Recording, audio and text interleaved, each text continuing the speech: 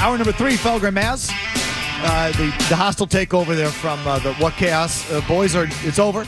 We'll still talk Bruins. Just mixing a Celtics thought or two before we go back to your phones. They obviously finish off the Heat last night, 4-1. That's obviously Barkley and the TNT crew talking about what's next.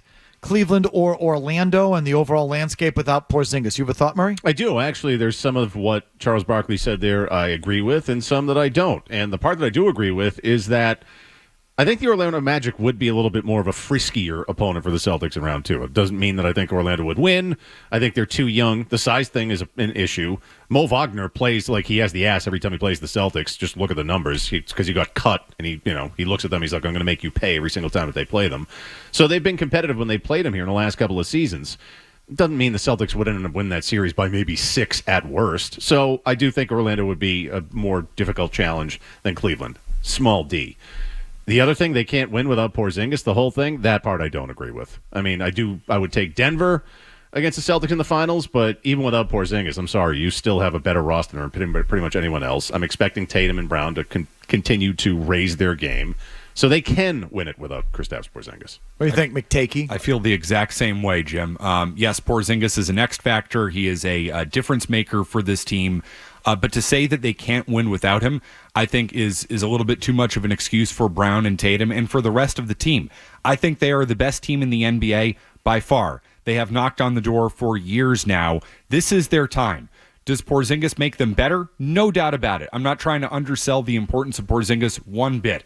But I don't want there to be an excuse for Brown and Tatum. This should be their time. This should be their year. With or without Porzingis, they should be capable at this point of leading this team to a championship. And it also, I think, discounts the play of some of their other players, specifically Derek White. Is he going to play the way he's played the last couple of nights? And I'm not expecting him to go out there and get in the mid-30s, but if he's going to be a contributor on both ends like he has, and he's my favorite player on the team anyway, so I'm a little bit biased, but if Derek White's going to play even remotely close to the way he's played the last couple of nights against Miami, they can absolutely win it without Porzingis. Okay. What did the Miami win show you? Look, they did what they were supposed to. I do feel like they did wake up a bit after that Game 2 loss at home. They killed the boogeyman Heat, who've owned their ass in the postseason the last couple of years. It's a bit of an asterisk because it's without Jimmy Butler. But, they did what they were supposed to, and good for them. I'm not going to take my pants off for it, especially without Jimmy Butler. You can take your pants off, McTakey. A little bit. Yeah. Just maybe partially off, and here's why. I have to be consistent about this. I, for months, said I wanted Miami in the first round because the Celtics needed to put that thing aside. Didn't know that Jimmy Butler was not going to play. That is a terrible and talentless team without Jimmy Butler. I look up last night, they're like 3 for 22 from 3. So I understand that.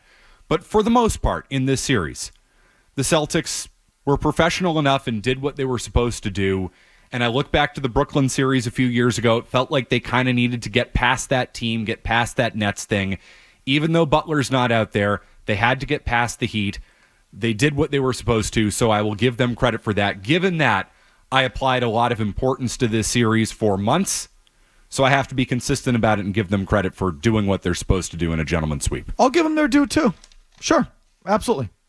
I think it's another sign, and I'm not being sarcastic. It's like it's another sign that they're more championship ready. It is. In past years, some of the years that they weren't quite ready, they would have messed around with it.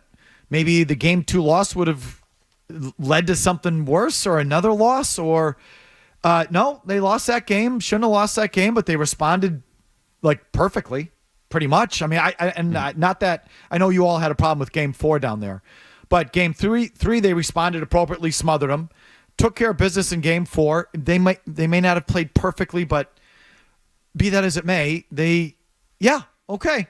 So you want to tell me that this is another sign of progress for them? I'll give it to you. Yeah, Game 2 was a wake-up call, where in the past it felt like they'd be a little bit shook by it, and a series is now going to an extra game where it shouldn't have. Like last year in the first round against Atlanta, which my favorite thing that came out of last night was Jason Tatum after the game basically admitting, we kind of half-assed it against Atlanta, and it bit us in the ass a little bit.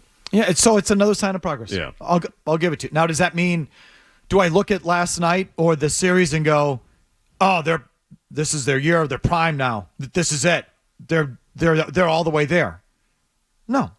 How can you? No. What I think it is, and you might be. I think you're the best team in the league.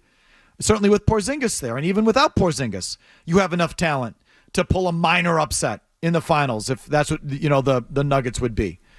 So I think you're another step closer. You're another step along. But I don't know. I don't know if that makes you all the way there. And I don't know how you could. I don't know how you would take that series and say, okay, here they are. I don't know. I think you're better than you were last year. I think I think you've gone one step further in your maturation as a team and on your journey there to ripening.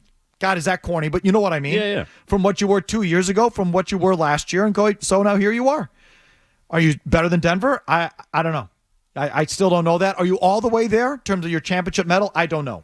But you're further along. I think this series showed it. Yeah, the maturation process it's growing. And I think you definitely see that. Because, again, after game 2, it's like, oh, my God, this feels like this is happening again. Now this is probably going to go 6. And you just see these last few games just how inferior the Heat are just from a talent standpoint. They got hot that one night is really what it was. You snuffed it out immediately. Yeah. So, okay. And I'll give you whatever credit you deserve for that. I will give it to you. And I say that with an open heart and no sarcasm. Seriously. If you like that clip, check out more videos from Felger and Maz here. For more Celtics analysis and opinion, hit this playlist. And for all the latest from the Sports Hub, download the app at 985thesportshub.com.